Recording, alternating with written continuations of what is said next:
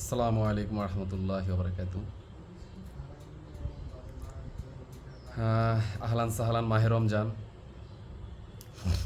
এখন কথা বলতেছি ইফতারির পূর্ব মুহূর্তে।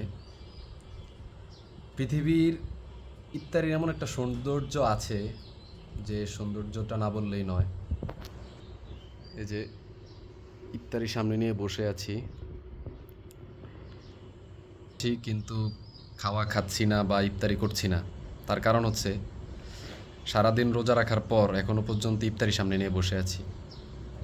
সারা মুসলিম বিশ্ব আমরা এটাকে এমনভাবে সম্মান করি বা আল্লাহকে এতটাই ভয় করি যে যতক্ষণ পর্যন্ত না আজান না দিবে ততক্ষণ পর্যন্ত আমরা খাবারটা মুখে নিব না।